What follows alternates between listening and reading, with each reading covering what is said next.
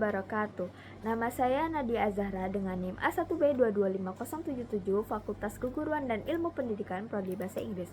Jadi saya sudah mencari artikel jurnal ilmiah yang berjudul Fenomena Perundungan di Sosial Media Telaah Dampak Perundungan bagi Remaja yang diterbitkan oleh At-Tafsir Jurnal Komunikasi Penyiaran Islam IAIN Kudus dengan ISSN 2338-8544, EISSN 247720-2046, volume 6 nomor 2 2019. Hasan Bastomi, IAIN Kudus, Jawa Tengah, Indonesia. Bastomi @steinkudus.ac.id. Sri Nur Mustaqimatul Hidayah, IAIN Kudus, Jawa Tengah, Indonesia. Hidayah Bastomi @gmail.com. Sebelumnya saya sudah menganalisis artikel jurnal ilmiah yang berjudul Fenomena Perundungan di Sosial Media ini, tetapi saya akan membacakan inti-inti dari artikel jurnal ilmiah ini. Jadi tidak dapat dipungkiri saat ini manusia semakin dimanjakan dengan berbagai kecanggihan teknologi, mulai dari munculnya alat komunikasi handphone sampai smartphone yang dilengkapi dengan berbagai fitur dan teknologi internet. Internet adalah media yang dianggap tepat sebagai wadah ekspresi mereka karena netizen mempunyai pandangan yang luas dan bebas untuk melakukan apapun di dunia internet. Dengan munculnya media sosial di kalangan remaja juga membawa dampak negatif. Salah satu dampak negatifnya adalah perundungan. Perundungan dalam bahasa Indonesia berarti mengintimidasi atau mengganggu orang yang lemah baik secara individu ataupun berkelompok. Bullying dapat dilakukan secara verbal, psikologis, dan fisik. Perundungan cyberbullying adalah tindakan yang sama dengan tindakan bullying pada umumnya, yaitu mengintimidasi, mencemooh, atau mengganggu orang lain, namun dilakukan melalui internet atau dunia cyber. Walaupun tidak terjadi secara langsung atau face to face, cyberbullying juga bisa memakan korban. Hujatan yang diterima seseorang melalui dunia maya bisa mengganggu kondisi psikis seseorang. Setiap orang tentu berhak mengutarakan isi hatinya tanpa memikirkan dampak atau efek akibat postingannya tersebut. Remaja sebagai sosok yang paling sering menggunakan media sosial dan memiliki peluang besar menjadi pelaku ataupun korban cyberbullying. Dan istilah bullying merupakan tindakan negatif yang dilakukan oleh orang lain secara terus-menerus atau berulang. Tindakan ini kerap kali menyebabkan korban tidak berdaya, terluka secara fisik maupun mental. Dan juga perilaku cyberbullying di Indonesia sebenarnya adalah masalah baru seiring dengan perkembangan teknologi informasi. Ada beberapa perbedaan antara cyberbullying dengan bullying yang biasa terjadi di dunia nyata. Cyberbullying dapat terjadi 24 jam sehari, 7 hari seminggu, dan menjangkau anak-anak saat mereka sendirian. Cyberbullying dapat terjadi kapan saja, waktu siang ataupun malam hari. Pesan dan gambar cyberbullying dapat diposting tanpa nama atau tidak dikenali, itu sebagai anonim, dan didistribusikan secara cepat dan khalayak yang sangat luas.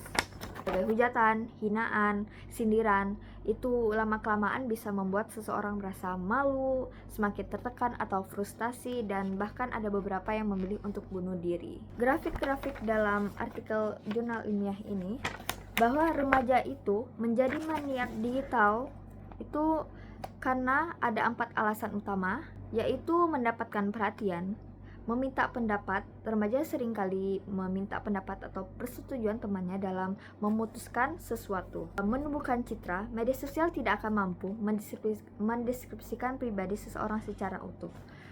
Dan banyak sekali orang-orang yang akan membantu dalam menumbuhkan citra yang positif. Dan keempat itu adalah kecanduan.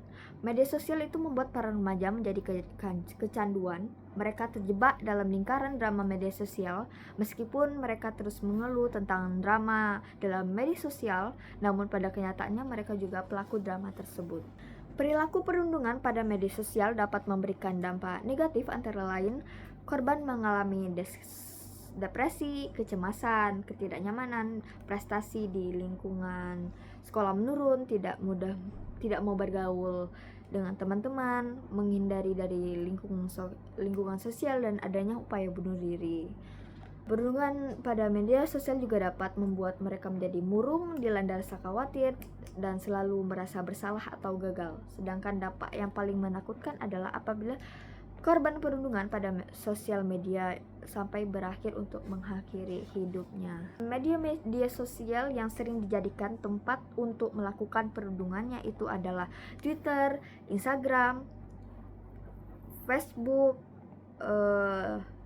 dan TikTok.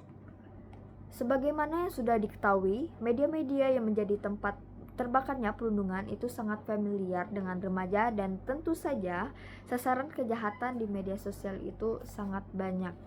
Dampak lainnya bagi remaja itu adalah mengisolasikan dirinya sendiri dengan teman-teman mereka pada rumor tentang mereka di sosial media. Media sosial juga berdampak pada sulitnya untuk percaya pada teman-teman baru, dan ketika tahu orang yang melecehkan mereka itu adalah teman mereka sendiri, itu sangat tidak baik. Terdapat karena sebagian orang itu, orang yang kita dekat dan kita kenal itu bisa jadi ular sendiri dari kita. Jadi kalian harus hati-hati dalam berteman dan jaga ucapan juga. Terdapat perbedaan dampak media sosial berbagai jenis itu adalah perempuan itu lebih cenderung menjadi penderita dan lebih terpengaruh oleh dunia maya dan intimidasi dibandingkan lelaki.